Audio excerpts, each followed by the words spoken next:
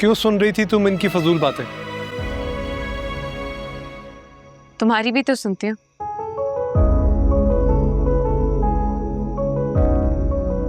दे दो मुझे shut up call, मैं तुम्हें कुछ नहीं कह सकता। मेरे पास इतना फजूल टाइम नहीं है। हटो मेरे सामने से। दिल लगी दिल की लगी बन के मिटा देती है। बस कर दो आरफा, बस। तुम ही ना हर बात को अपने दिमाग पे सवार कर लेती। तो बीजान ने भी तो जैसे कसम खाई हुई है ना, कोई मौका जाने ही नहीं देती मेरी बेइज्जती करने का। तुम भी तो हर बात के लिए मुकाबला करने को तैयार हो जाती हो। कौन सा मुकाबला किया मैंने फारूक? वो ऑन जब मना करके गया था तो तुम भी कुछ ख्याल कर लेती।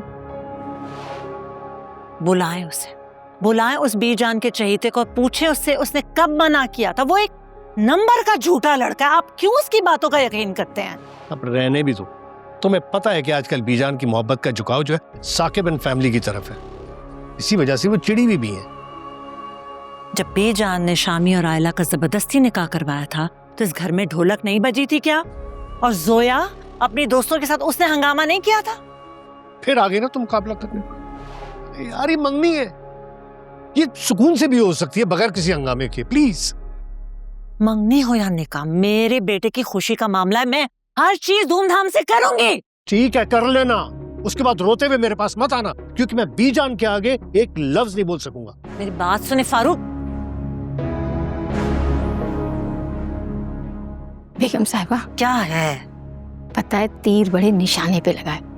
आपको पता है ऊपर से लेके नीचे वालों तक सबके आग लगी हुई है।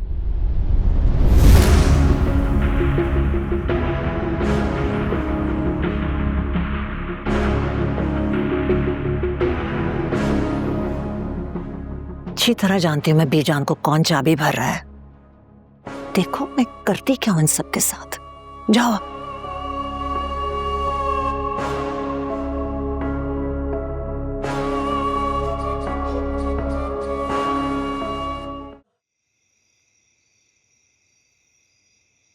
रिमला, तुम्हारी दोस्तों ने ये क्या तमाशा लगाया है अभी? ये बात तुम अपनी माँ से क्यों नहीं पूछते हो? तो मेरी माँ तुम्हारी भी कुछ लगती है कि नहीं? आजकल तो सिर्फ डिक्टेटर ही लगती है वो, बस उनकी मनमानी चलती रहे। मुझे तो समझ ही नहीं आ रहा ये क्या चाहती हैं। तुम आज तक समझ नहीं पाए वो क्या चाहती हैं?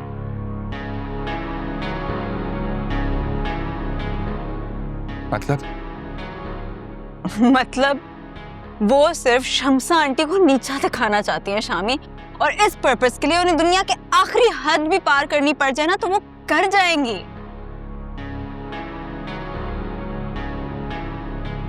जब से पैदा हुआ हूं यही सब कुछ देख रहा।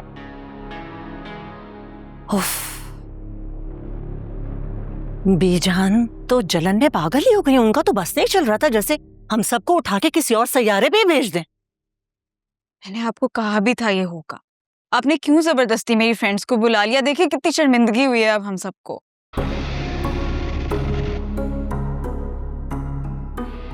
हाँ सही कह रही हो, शर्मिंदगी तो मुझे भी बहुत हुई थी। पता नहीं क्या सोच रहे होंगे वो लोग कि हम लोग कितने बदतहजीब हैं। मुझे तो इस बात की भी एम्बैरसमेंट हुई है कि उन सबको पता था आयला और शामी के निकाह के बारे में। मैंने तो किसी को एंगेजमेंट के बारे में बताया ही नहीं था। हाँ तो क्या हुआ, निकाह पे तो पता चल ही जाएगा ना। उसकी मैंने तभी देखनी थी, लेकिन अब देखे मेरे एग्जाम्स भी चल रहे हैं। मैं सुबह पेपर देकर आऊंगी और रात को शादी का फंक्शन होगा। क्या हो गया रिमला, ऐसी क्या बड़ी बात है? तुम कौन सा पहले भी कभी टॉप करके आई हो?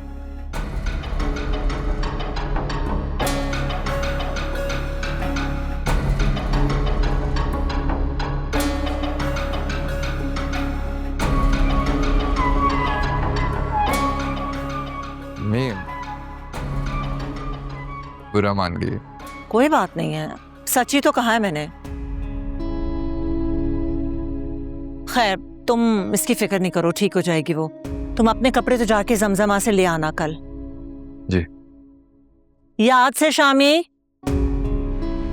जी अम्मी।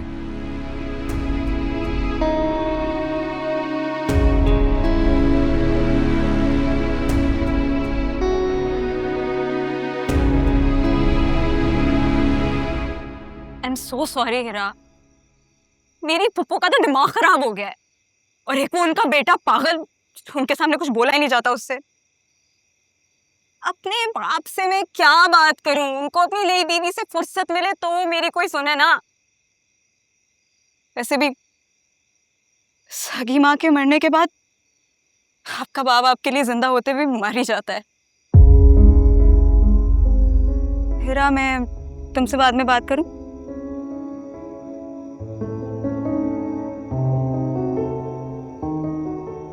वैसे तो तुम बहुत तेज बनती, मगर अपनी पुप्पो के सामने तुम्हारी जुबान नहीं चलती। ऑन एक बार हाँ कहकर तो देखो, पूरी दुनिया से तुम्हारे लिए लड़ ना गई ना, तब कहना। मेरा दिमाग नहीं खराब जो किसी और की मुसीबत अपने सर ले लूंगा। इतनी बुरी भी नहीं हूं मैं जितनी बड़ी मुसीबत तुमने मुझे समझ लिया है। नहीं, बुरी तुम नहीं हो, बुरा मैं हूं। इस बात पे यकीन कर लो, और अगर यकीन नहीं आता फिर भी मान लो, अच्छा रहेगा तुम्हारे लिए।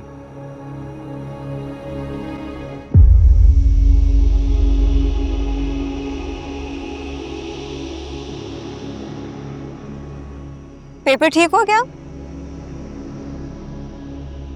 फराज भाई, ये अम्मी ने कुछ सामान मंगवाया है, ये प्लीज ले आए।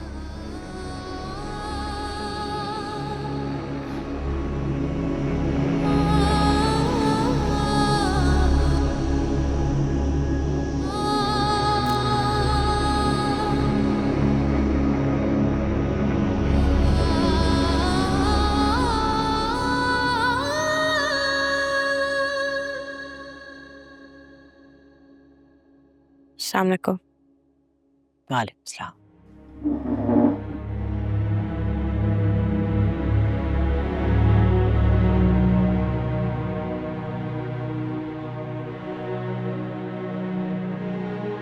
आज पेपर है तुम्हारा? जी। आज तुम पेपर के बाद फिर इफ़त आंटी की तरफ चली जाना। क्यों? वो उनकी बेटी है ना रमशा, उसने कई दफा फोन किया है, शायद कोई शॉपिंग का प्लान बनाया है उसने।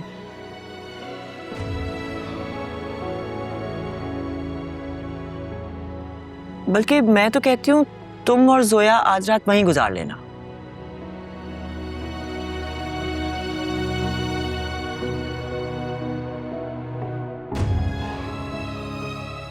आप और बाबा कहाँ जाएंगे? क्या मतलब?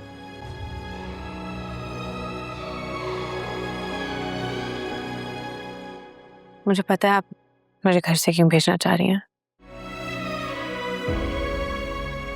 मुझे नहीं जाना।